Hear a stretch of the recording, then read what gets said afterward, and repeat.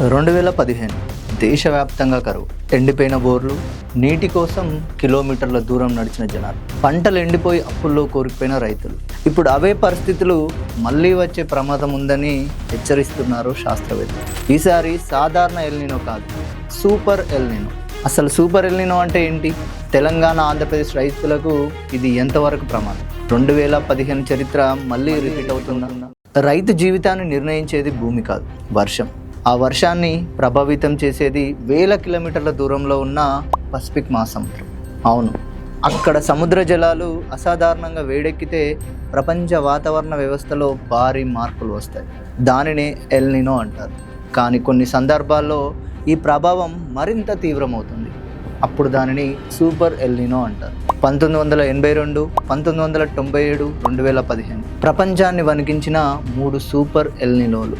ఇప్పుడు నిపుణులు మరోసారి అలాంటి పరిస్థితుల గురించే మాట్లాడుతున్నారు. 2015లో భారత్లో అనేక ప్రాంతాలు తీవ్ర కరువును ఎదుర్కొన్నాయి. రిజర్వాయర్లు మొత్తం ఖాళీ అయ్యాయి, భూగర్భ జలాలు పడిపోయాయి, రైతులు పంటలు కోల్పోయారు, ఆహార ఉత్పత్తి తగ్గింది, గ్రామీణ ఆర్థిక వ్యవస్థ దెబ్బతింది. ఇప్పుడు భయం ఏంటంటే అప్పుడు కేవలం ఎల్నినో మాత్రమే ఉంది. ఇప్పుడు ఎల్నినోతో పాటు క్లైమేట్ చేంజ్ కూడా ఉంది. దేశంలో అన్ని రాష్ట్రాల కంటే ముఖ్యంగా తెలంగాణ, ఆంధ్రప్రదేశ్ ఎక్కువగా ఆందోళన చెందాల్సిన పరిస్థితి ఉంది. ఎందుకంటే ఈ 2 రాష్ట్రాల వ్యవసాయం ఇప్పటికీ ఎక్కువగా వర్షాలపైనే ఆధారపడింది. రాయలసీమ, అనంతపురం, ప్రకాశం, నెల్లూరు, ఉత్తర తెలంగాణ, దక్షిణ తెలంగాణలోని వర్షాధార ప్రాంతాలు అత్యంత ప్రమాదంలో ఉండే ప్రాంతాలుగా భావిస్తున్నారు. వర్షాలు ఆలస్యం కావచ్చు, మధ్యలో పెద్ద గ్యాపులు కూడా రావచ్చు, చెరువులు నిండకపోవచ్చు, బోర్లు ఎండిపోవచ్చు, పశుగ్రాసం కొరత రావచ్చు. అంటే మొదటి దెబ్బ వ్యవసాయానికే.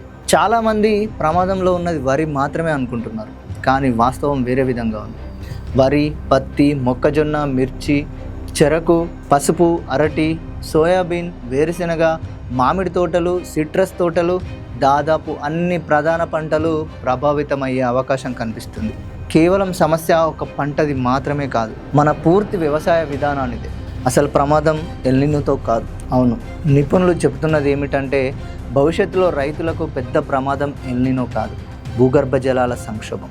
వర్షాలు తగ్గితే బోర్లు ఇంకా లోతుగా వేయాలి, ఖర్చులు పెరుగుతాయి, అప్పులు పెరుగుతాయి, నీరు తగ్గుతుంది. ఇప్పటికే తెలంగాణ, ఆంధ్రప్రదేశ్లో అనేక ప్రాంతాల్లో ఇదే పరిస్థితి కనిపిస్తుంది. అంటే ఎల్నినో కేవలం ఒక హెచ్చరిక మాత్రమే, అసలు సమస్య ఇంకా పెద్దగా ఉందన్నమాట. అయితే ప్రపంచం ఇటువంటి పరిస్థితులను ఎలా ఎదుర్కొంది? ఇజ్రాయెల్ అదొక ఎడారి దేశం, అయినా ప్రపంచంలో అత్యుత్తమ వ్యవసాయం చేస్తుంది. డ్రిప్ ఇరిగేషన్తో అద్భుతాలు సృష్టిస్తుంది. ఆస్ట్రేలియా ఎల్నినో హెచ్చరికల ఆధారంగా ముందుగానే పంటల ప్రణాళికలు మార్చుకుంటుంది. కర్ణాటక మిల్లెట్స్ సాగును ప్రోత్సహిస్తుంది. మహారాష్ట్ర వర్షపు నీటి సంరక్షణపై దృష్టి పెట్టింది. మనం ఇంకా మారాల్సిన అవసరం ఎంతైనా ఉంది. అయితే వీటిని ఎగ్జాంపుల్స్గా తీసుకొని మనం కూడా మారాల్సిన అవసరం ఉంది. నిపుణులు కొన్ని సూచనలు చేస్తున్నారు. వర్షాలు ఆలస్యమైతే వెంటనే పంట ఎంపిక మార్చాలని, మొత్తం భూమిలో ఒకేసారి విత్తనాలు వేయకూడదని, డ్రిప్, స్ప్రింక్లర్ పద్ధతులు ఉపయోగించాలి. అట్లాగే ఫామ్ ఫౌండ్లు కూడా ఏర్పాటు చేయాలి. మిశ్రమ పంటల సాగు చేపట్టాలి. వ్యవసాయం ఒక్కదానిపైనే ఆధారపడకూడదు. పాడి, గొర్రెల పెంపకం, చేపల పెంపకం, తేనెటీగల పెంపకం వంటి అనుబంధ రంగాలపై దృష్టి పెట్టాలని వారు సూచిస్తున్నారు. ఒకవేళ 2015 లాంటి పరిస్థితులు కనుక వస్తే తెలంగాణ, ఆంధ్రప్రదేశ్లో సిద్ధంగా ఉన్నాయా? ప్రభుత్వాలు సిద్ధంగా ఉన్నాయా? పంటల బీమా బలంగా ఉందా? నీటి నిర్వహణకు ప్రణాళిక ఉందా? ప్రత్యామ్నాయ పంటలకు మార్కెట్ హామీ ఉందా? ఎందుకంటే ఎల్నినోను మనం ఆపలేం, కానీ దాని ప్రభావాన్ని మాత్రం తగ్గించగలం. ఇదంతా వర్షాల గురించి కాదు, రైతుల భవిష్యత్తు గురించి.